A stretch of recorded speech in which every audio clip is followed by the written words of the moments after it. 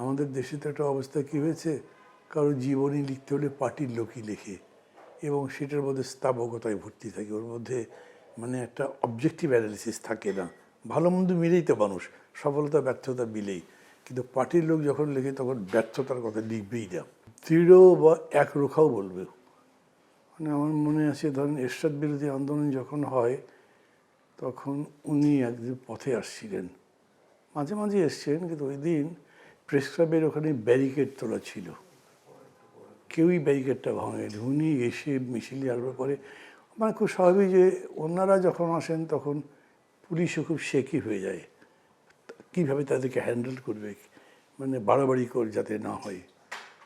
তো উনি এসে পুলিশ সব দেখে কারোর সাথে কথা না বলে প্রথম একটা লাথি দিয়েছেন ব্যারিকেডে, তারপর সরাও এগুলো, তারপরে নিজে টানতে শুরু করেছেন, ব্যারিকেড উড়ে গেছে।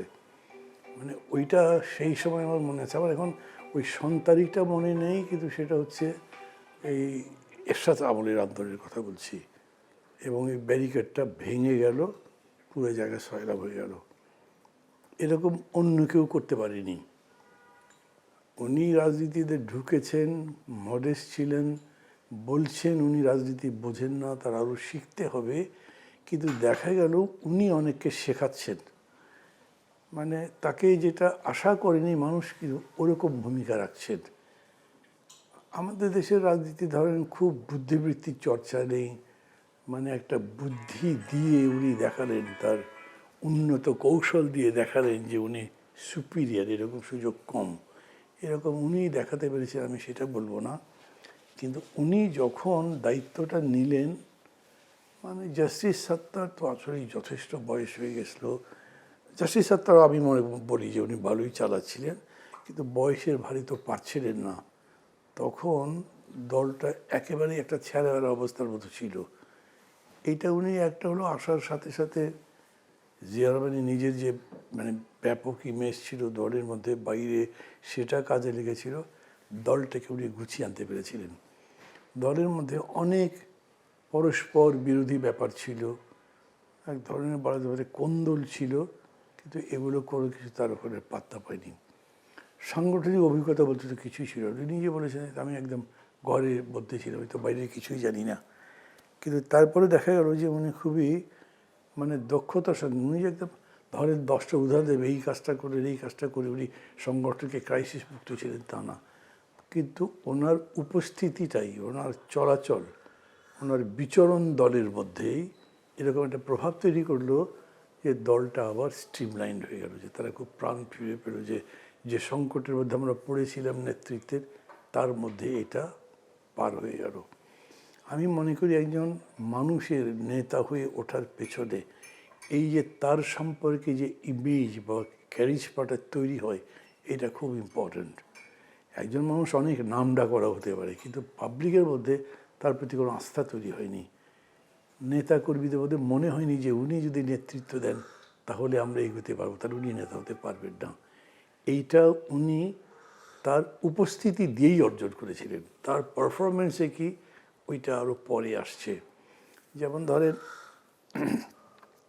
তাদের ছাত্র সংগঠন, ছাত্র দলে প্রচণ্ড কোন্দল ছিল, এবং মানে নিজেদের অভ্যন্তরীণ গোলমালে মারা যাওয়া ইত্যাদি ঘটনা তো জানেন। একবার উনি যখন বাইরে যাচ্ছেন, চিনে না কোথায় গেলেন, তখন ছাত্রদের মধ্যে খুব কোন্দল, ইলিয়াস গ্রুপ আর রতন গ্রুপ বা কি একটা ছিল, গোলাগুলি হয়ে হচ্ছিল। তো উনি ওই অবস্থায় বাইরে গেলেন, যাবার সময় শুধু বললেন আমি ফিরে আসবো, তার আগে আমি তোমাদের মধ্যে আর বেশি পতন দেখতে চাই না। ছোট ছোট গোলমাল হয়েছিল, কিন্তু বড় আকারে কিছু হয়নি।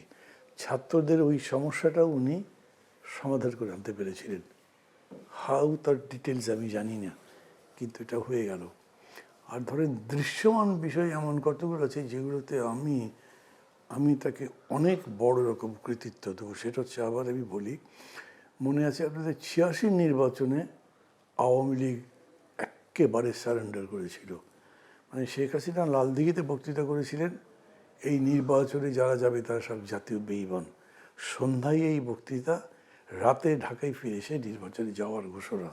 ছিছি পড়ে গেছিল সবাই, এটা জাতীয় বেঈমান হিসেবে আখ্যায়িত হয়েছিলেন তিনি। এই সময় বেগম জিয়ার সিদ্ধান্ত ছিল না, নির্বাচনে যাওয়া যাবে না। আর এইসব হিস্টোরিক্যাল মোমেন্টে যখন আপনি সিদ্ধান্তটা কারেক্ট নেন, মানুষ বোঝে, তখন মানুষের কনফিডেন্স বেড়ে যায়। সেইভাবেই উনি একটা আপসী নেত্রী খেতাব পেয়ে গেলেন। এরকম না রাস্তায় খুব ধাক্কাধাক্কি মারামারি জঙ্গি কাজ করেছেন এরকম। আমি একটা ঘটনা বললাম। এছাড়া উনি যখন রাস্তায় ছিলেন তার মিছিলে হামলা করবার ঘটনা তেমন নেই, কারণ ওটা সাহসী পায়নি, এমনকি আইন শৃঙ্খলা রক্ষা বাহিনীও ওটা করতে পারেনি। কিন্তু উনি নিজে তার প্রেজেন্সের মধ্যে দিয়ে গভর্নমেন্টকে বুঝিয়ে দিয়েছেন, মানুষকে বুঝিয়ে দিয়েছেন যে এই লড়াই আমি ছাড়ছি না।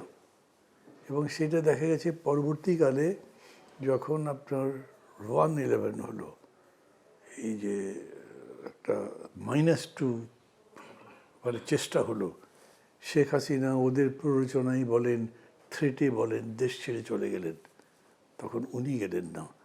মানে এইটাও একটা ইউনিক, প্রেশারটা তো সিভিয়ার ছিল, মানে তার উপরে তার ছেলেদের কেন্দ্র করে, পরিবারকে কেন্দ্র করে ওই রকম প্রেশার যেটা শেখ হাসিনা উইথস্ট্যান্ড করতে পারেননি, যিনি করতে পারবেন বলে বেশি আশা করে গেছিল। কারণ শেখ মুজিবের মেয়ে, উনি একটা রাজনৈতিক পরিবেশে গড়ে উঠেছেন, নিজে কলেজে একটা নির্বাচন করেছেন ইডেন কলেজের মতো। ওই তুলনায় বেগম জিয়ার কোনো ব্যাকগ্রাউন্ডই নাই, কিন্তু শি স্টুড ফর্ম, আর শেখ হাসিনা সারেন্ডার করে দিলেন। মানে আমি এরকম বলবো, জানেন যে শেখ হাসিনা যে আবার ফিরে আসতে পেরেছেন, এইটা কিন্তু বেগম জিয়া যাননি বলে, -2টা কাজ করেনি। অতএব যখন একজন আছে তখন আরেকজনকে আর বাদ দেবে কেন, তাকে আসতেও দিল।